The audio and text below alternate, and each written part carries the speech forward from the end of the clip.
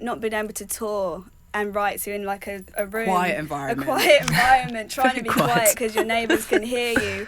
It forces you to write differently and experiment in different ways. Yeah. And of course, when we got back together, Antagonist came, and that was like the loudest thing ever. And we're like, we're back together again. I was like, yeah.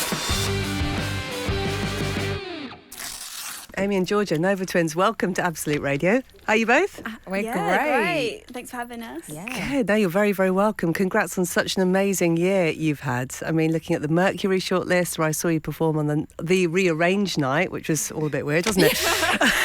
It's all a bit like, okay, we'll do that all again. Yeah. Massive deja vu. I wanted to ask you, and I say this when I play Nirvana sometimes on air, Smells Like Teen Spirit was the riff of my generation, 100%. What was yours? What was the riff of your generation, would you say? Or the one kind of song that really captured your spirits, would you say? I don't think it was necessarily like a riff. I feel like the love of Beyonce for us would have been... We do love Queen Bee. Yeah, and that's the funny thing about us, because I think we've come from such a like hip-hop R&B and then punk and then like new wave that it's such a mix, isn't it? And tell people who are listening to Absolute Radio now, tell them about the record, tell them about when you started that and what you want people to take away from it as a piece of work, as a long player. We wrote it over the lockdown, and it was such a crazy time, like in many ways, whether it was BLM, the pandemic, and other things that were happening in our personal life. It felt like chaos, but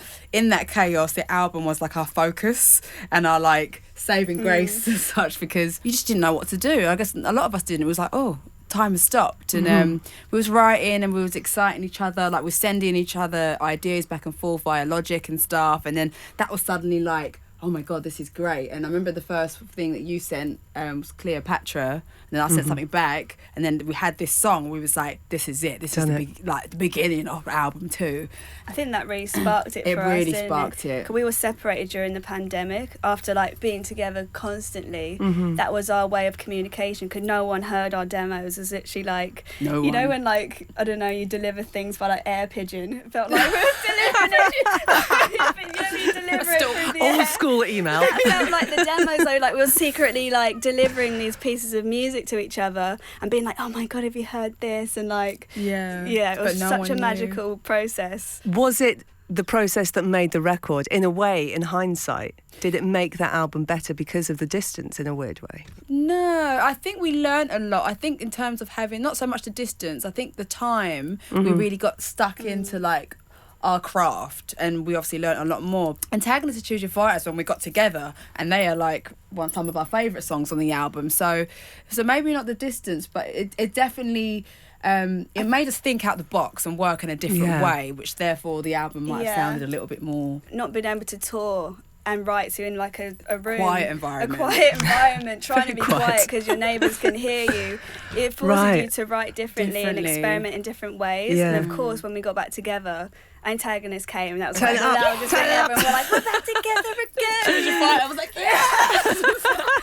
But like, I think everything happens for a reason, and for sure. That's interesting, because so many people I've interviewed have said we wouldn't have this record if it hadn't been for lockdown, or wouldn't have collaborated with an old creative partner, look them up again. It's a bit like MySpace back in the day, sort of just everyone messaging each other.